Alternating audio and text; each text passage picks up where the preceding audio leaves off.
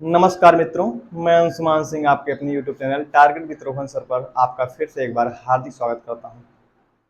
हम लोग पिछली क्लास में मौर्योत्तर काल पढ़ रहे थे और मौर्योत्तर काल में हमने मौर्योत्तरकालीन वंशों को पढ़ा और उनके संस्थापक को भी पढ़ा था। इसके साथ ही साथ आपने प्रथम वंश शुंग वंश को अच्छे से पढ़ा और शुंग वंश के सभी शासकों के बारे में जो इम्पोर्टेंट फैक्ट थे उनको भी हमने कवर किया। आज की जो क्लास है आपका जो अगले दो स्थानीय वंश बचे हुए हैं, एक कण्व वंश और दूसरा सातवाहन वंश, तो इस पर हम लोग आज की क्लास में चर्चा करेंगे। तो आपको याद होगा कि पिछली कक्षाओं में हमने ये बताया कि शुंग वंश के अंतिम शासक अब बताइए कौन थे। कमेंट बॉक्स में आप लोग लिखिएगा, हम बता रहे हैं। शुंग वंश के अंतिम शासक की हत्या कर उसके मंत्री वासुदेव ने कण्व वंश की नींव रखी।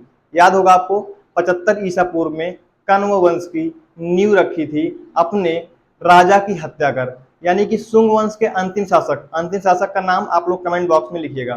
शुंग वंश के अंतिम शासक की हत्या कर उनके मंत्री वासुदेव ने 75 ईसा पूर्व में कण्व वंश की नींव रखी। और आपने देखा था कि शुंग वंश की जो टाइम पीरियड था 185 ईसा पूर्व से लेकर के 75 ईसा पूर्व। अब जब हम लोग आगे आएंगे कण्व वंश में, तो ये 75 ईसा पूर्व से लेकर के लगभग 30 ईसा पूर्व तक के काल को कण्व वंश के नाम से हम जानते हैं भारत में। और आप देखेंगे इनका भी इलाका वही आधुनिक पाटलिपुत्र आधुनिक बिहार वाला जो प्रांत है वहां पर इनकी उत्पत्ति हुई और वो ये भी एक बेहतरीन क्षेत्र पे विकसित हो सके। ठीक है, तो आइए हम देखते हैं कण्व वंश के बारे में क्या इंपॉर्टेंट बातें हैं।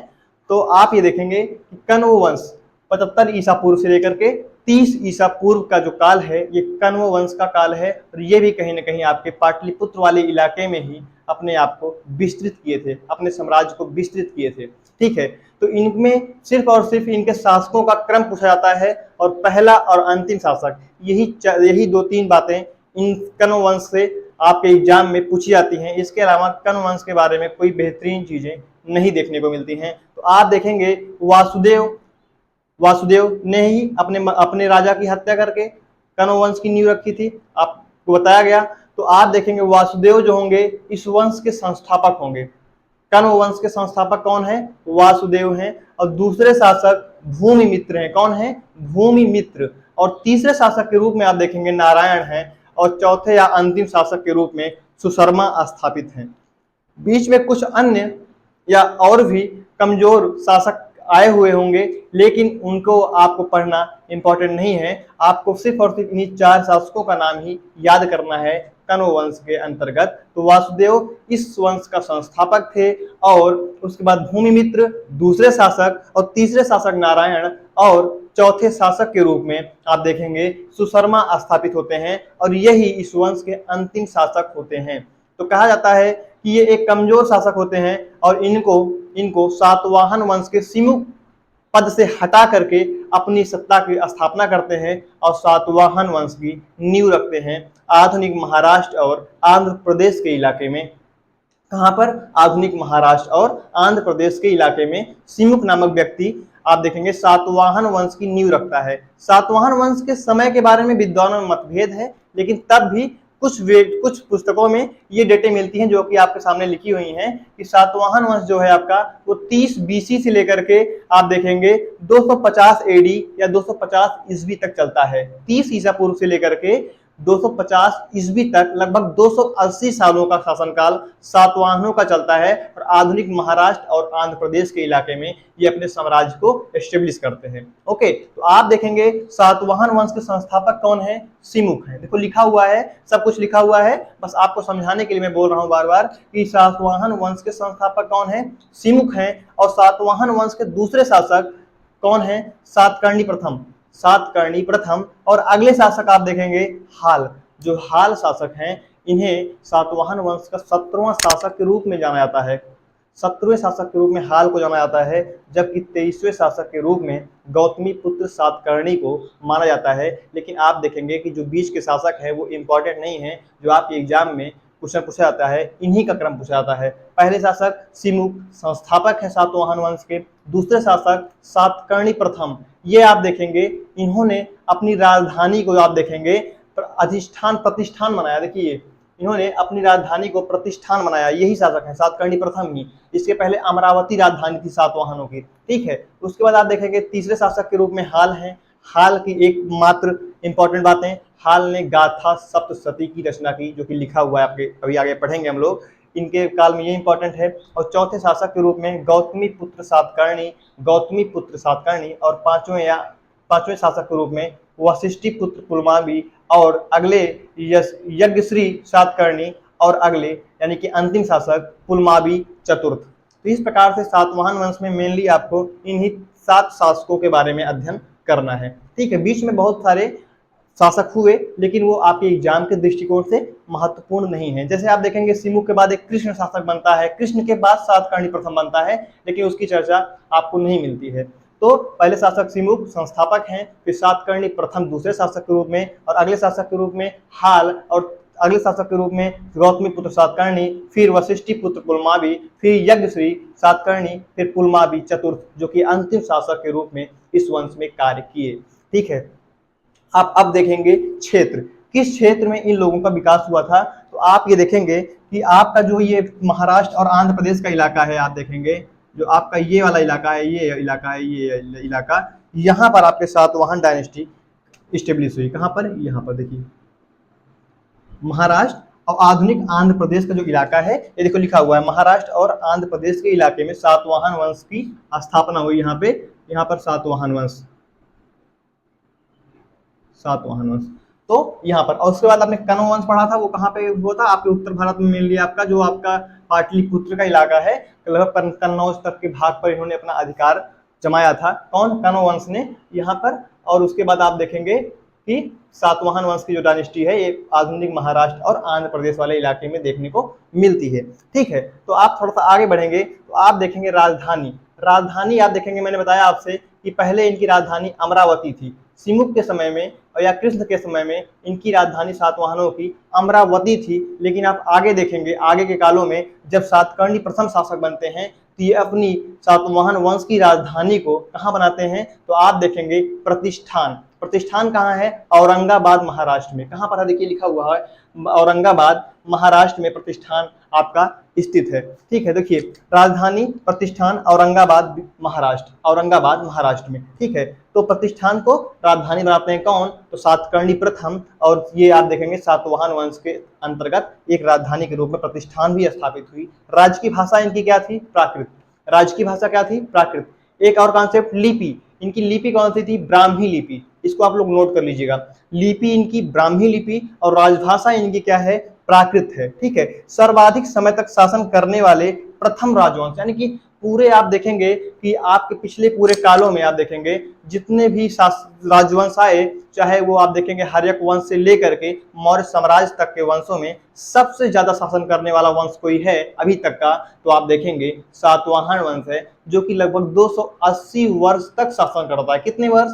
280 वर्ष लगभग, 280 वर्ष लगभग। तो सर्वाधिक समय तक शासन करने वाला प्रथम राजवंश आपका सातवाहन राजवंश कहलाएगा प्राचीन काल में, ठीक है। लगभग मौर्योत्तर काल तक के इतिहास में आप देखेंगे सबसे ज्यादा शासन करने वाला वंश आपका सातवाहन वंश ही देखने को मिलता है, ठीक है। तो आपको ये चीजें याद हुई होंगी। अब आप लोग आगे बढ़ते हैं तो देखेंगे पुराण और अभिलेख। जो आपके सातवाहन थे उन्हें कुछ पुस्तकों में आंध्र सातवाहन भी कहा गया। क्या कहा गया? आंध्र सातवाहन भी कहा गया, ठीक है। तो आप ये देखेंगे कि आपके जो पुराण हैं, जो आपके पुराण हैं, पुराणों की संख्या कितनी है? आप कमेंट बॉक्स में उसका आंसर दीजिएगा, कितने पुराण हैं आपके यहाँ। तो आप देखेंगे जो पुराण है, पुराण में आंध्र कहा गया है, सातवाहनों को पुराणों में आंध्र कहा गया है, जबकि अभिलेखों में इनको पहली बार सातवाहन कहा गया। क्या कहा गया है? सातवाहन। तो संयुक्त रूप से दोनों का नाम मिला करके क्या कहते हैं? आंध्र सातवाहन। क्या बोलते हैं? आंध्र सातवाहन। देखिए ये लिखा हुआ है। तो पुराणों के हिसाब से इनको आंध्र बोला गया, और उसके बाद जो आपका अभिलेखों में साक्ष्य मिलता है इनको सातवाहन नाम से अभिलेखों में जाना गया है। तो संयुक्त नाम दोनों को मिला करके आंध्र सातवाहन बोला गया है, ठीक है। आप आगे बढ़ेंगे सातकर्णी प्रथम, आप देखेंगे सिमुक के बारे में कोई इंपॉर्टेंट तथ्य नहीं है, बस इनका नाम याद करना है संस्थापक के रूप में, और दूसरे शासक के रूप में आप देखेंगे सातकर्णी प्रथम। और सातकर्णी प्रथम के बारे में कुछ इंपॉर्टेंट बातें हैं जो हम लोग यहाँ पर पढ़ेंगे। जैसे पहले इंपॉर्टेंट बातें, राजधानी प्रतिष्ठान बनाया। आपको बताया था मैंने कि अमरावती पहले सातवाहनों की राजधानी थी, और अमरावती से आप देखेंगे कि प्रतिष्ठान राजधानी किसने बनाया, आपके एग्जाम में क्वेश्चन पूछा जाता है तो आप बोलेंगे कि सातकर्णी प्रथम प्रतिष्ठान को राजधानी बनाते हैं। और आप देखेंगे विवाह किससे करते हैं, नागनिका से। नागनिका का नाम आप याद रखिएगा, नागनिका का नानाघाट अभिलेख है, बहुत ही इंपॉर्टेंट अभिलेख है, जिससे आपके सातकर्णी प्रथम के बारे में या सातकर्णी प्रथम की उपलब्धियों के बारे में जानकारी मिलती है। किससे, नागनिका के नानाघाट अभिलेख से। आप देखेंगे विवाह किससे करते हैं, इनका विवाह नागनिका से होता है, और नागनिका के नानाघाट अभिलेख से इसकी उपलब्धियों की जानकारी मिलती है। आपसे क्वेश्चन पूछा जाएगा कि सातकर्णी प्रथम की उपलब्धियों की जानकारी किस अभिलेख से मिलती है, 3-4 अभिलेख दे दिए जाएंगे, लेकिन आपको क्या याद रखना है, नागनिका का नानाघाट अभिलेख। देखिए नागनिका का नानाघाट अभिलेख से इसकी उपलब्धियों के बारे में जानकारी मिलती है। क्या मिलती है, इसके उपलब्धियों के बारे में जानकारी मिलती है। किसके, सातकर्णी प्रथम की उपलब्धियों के बारे में जानकारी मिलती है। आप और आगे बढ़ेंगे, देखेंगे नानाघाट अभिलेख।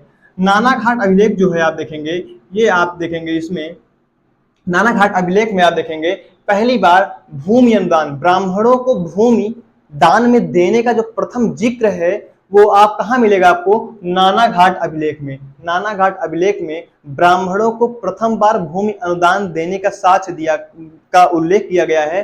और किसने दिया, तो आप देखेंगे सातवाहन शासकों ने। तो सातवाहन शासकों ने सर्वप्रथम ब्राह्मणों को भूमि दान देना प्रारंभ किया। या आप देखेंगे भूमि अनुदान का पहला जो जिक्र है वो नानाघाट अभिलेख में देखने को मिलता है, जो कि सातकर्णी प्रथम के काल का एक अभिलेख है। अब आगे बढ़ेंगे कार्य, इसके कार्य क्या क्या हैं, तो 2 कार्य मेनली आपको देखने को मिलते हैं। एक तो इसने 2 अश्वमेध यज्ञ कराया था, आपको याद होगा, आपको पढ़ाया गया था पिछली क्लासों में। आप बताइए शुंग वंश के किस शासक ने 2 अश्वमेध यज्ञ का आयोजन किया था, आप कमेंट बॉक्स में उसका आंसर दीजिए, मैं पिछले क्लास में पढ़ाया हूं। तो आप देखेंगे वही सेम पैटर्न आप यहाँ पे भी आप देखेंगे कि जो आपके सातकर्णी प्रथम है, ये भी 2 अश्वमेध यज्ञ और एक राजसूय यज्ञ कराने का जिक्र मिलता है। किसके द्वारा, सातकर्णी प्रथम के द्वारा। आगे की क्लासों में हम लोग राजसूय यज्ञ और आप देखेंगे अश्वमेध यज्ञ, यानी जितने भी प्रकार के यज्ञ होते हैं, विवाह होते हैं, इन सब के बारे में बेहतरीन अध्ययन करेंगे।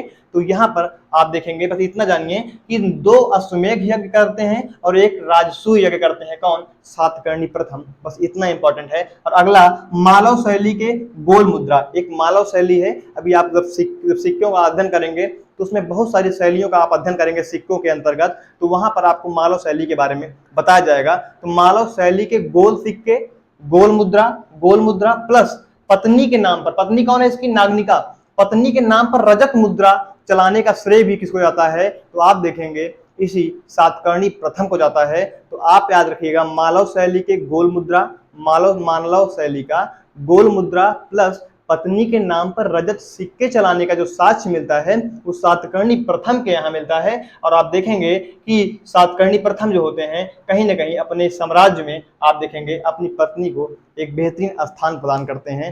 इस सिक्के के माध्यम से भी आप ये अनुमान लगा सकते हैं। ठीक है, तो ये आपके सातकर्णी प्रथम के बारे में कुछ इंपॉर्टेंट बातें रही। अब अगला शासक आप देखेंगे हाल। अगला शासक हाल देखेंगे। हाल, मैंने बोला हाल के बारे में एक पॉइंट इंपॉर्टेंट है, इसके काल में या इसने गाथा सप्तशती की रचना की। किसने, हाल ने। आपके एग्जाम में सीधा सीधा बहुत बार क्वेश्चन पूछा गया है गाथा सप्तशती के लेखक कौन है, तो आप लोग हाल याद रखिएगा, हाल। और गाथा सप्तशती का विषय क्या है, तो प्रेम कथा है गाथा सप्तशती का विषय, और इसकी रचना हाल नामक सातवाहन शासक ने की थी। ठीक है, आगे बढ़ेंगे। हाल के बारे में इतना ही इंपॉर्टेंट है। अगला शासक गौतमी पुत्र सातकर्णी, बहुत ही इंपॉर्टेंट शासक है गौतमी पुत्र सातकर्णी। और आप देखेंगे कि सातवाहन वंश के सबसे शक्तिशाली शासकों में एक या प्रथम स्थान इसका माना जाता है।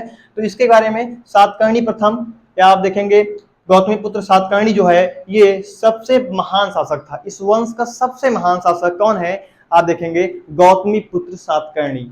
ठीक है, याद रखिएगा गौतमीपुत्र सातकर्णी सबसे महान शासक, और पहला बेहतरीन शासक आपको कौन मिला? सातकर्णी प्रथम। ठीक है, तो आप देखेंगे गौतमीपुत्र सातकर्णी के बारे में कुछ इंपॉर्टेंट तथ्य, जैसे गौतमी बलश्री के नासिक अभिलेख से जानकारी, गौतमी बलश्री के नासिक अभिलेख से जानकारी क्या क्या मिलती है कि इसने स्वयं को एकमात्र ब्राह्मण कहा। किसने?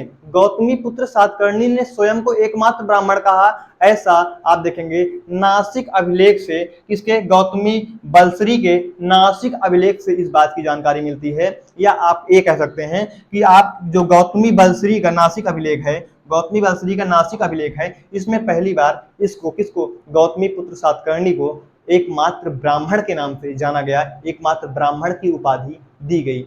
ठीक है, दूसरा पॉइंट आप देखेंगे वेदों का आश्रयदाता।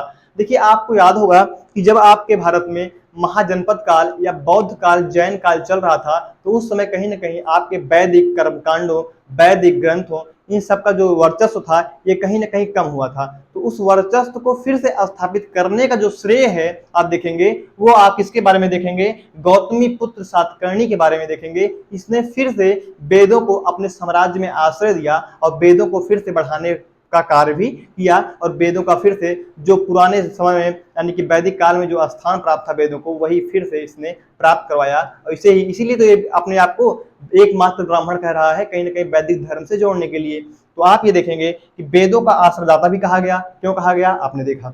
अगला पॉइंट, वर्ण व्यवस्था का रक्षक कहा गया। आपको याद होगा बौद्ध काल और जैन काल में मैंने बताया था कि ये दोनों जो काल थे, इस काल में आप देखेंगे जैन धर्म हो चाहे बौद्ध धर्म हो, ये वर्ण व्यवस्था को नहीं मानता है, वर्ण व्यवस्था को एक्सेप्ट नहीं करता है। ये जो समाज है, समाज में वर्ण विभाजन को तोड़ करके एक समानता की भावना को प्रबल करता है, या समानता की भावना से सबको देखता है। तो इसी कारण से क्या होगा कि वर्ण व्यवस्था कहीं ना कहीं टूट चुकी थी बौद्ध काल और जैन काल के अंतर्गत, यहाँ तक कि मौर्य काल में भी। फिर उसके बाद वो वर्ण व्यवस्था कब स्थापित हो रही है? तो मौर्योत्तर काल के सातवाहन शासक गौतमी पुत्र सातकर्णी के काल में आप देखेंगे वर्ण व्यवस्था का रक्षक कहा गया। वर्ण व्यवस्था फिर से समाज में एक बार स्थापित हुई, जो कि आज तक कहीं ना कहीं किसी न किसी रूप में बनी हुई है। ठीक है, तो आप आगे देखेंगे शकों को हराया प्लस क्षत्रियों के दर्प को चूर किया। जो शक शासक हैं, शक शासकों को हराने का भी श्रेय सातकर्णी को हो जाता है, गौतमी पुत्र सातकर्णी को, और साथ साथ क्षत्रियों के दर्प को चूर किया। यानी कहते हैं जो क्षत्रिय थे उनके भी अभिमान को चूर करने वाला शासक कौन है? तो यही आप देखेंगे सातकर्णी आपका जो है शासक, इसने क्षत्रियों के दर्प या क्षत्रियों के अभिमान को चूर किया, और साथ ही साथ आप देखेंगे शकों को भी हराया। और इसके साथ एक इंपॉर्टेंट बात और बची हुई है, इसने क्षहरात वंश के शासक नहपान को हराया। बहुत ही इंपॉर्टेंट तथ्य है, जान लीजिए कि आपसे क्वेश्चन पूछा जाएगा, नहपान ही मेनली पूछते हैं कि नहपान और सातकर्णी के बीच जो युद्ध हुआ उसमें किसने जीता, किसकी जीत हुई? तो आप देखेंगे नहपान की। तो इसने क्षहरात वंश के शासक आप देखेंगे नहपान को भी हराया, ये भी इसको श्रेय दिया जाता है। तो ये कुछ इंपॉर्टेंट शासक हुए सातवाहन वंश के। अभी एक आध शासक बचे हुए हैं, जैसे यज्ञश्री सातकर्णी और पुलमावी चतुर्थ। तो इनके दोनों के बारे में अध्ययन हम लोग अगली क्लास में करेंगे। ठीक है, उसके बाद आप देखेंगे फिर हम लोग विदेशी आक्रमणकारियों द्वारा स्थापित राज्य शक, कुषाण, पहलव, सीथियन, इन लोगों की भी चर्चा हम लोग अगली क्लासों में करेंगे। मित्रों, तो आपको क्लास समझ में आई होगी ऐसा मैं आशा करता हूं। और आपको यदि कोई समस्या हो, आपको कोई प्रॉब्लम हो इस क्लास में, तो आप लोग कमेंट बॉक्स में ये चीजें बता सकते हैं। ठीक है, और इसके साथ ही साथ इसको एक दो बार आप चीजों को पढ़िए, और आप इस वीडियो को अपने मित्रों तक शेयर जरूर करिए, क्योंकि इससे हमारा भी मोटिवेशन बढ़ता है। तो इसी के साथ मैं अपने क्लास को समाप्त करता हूं मित्रों। इसका आप स्क्रीनशॉट ले लीजिए और अच्छे से पढ़ाई करिए। धन्यवाद मित्रों।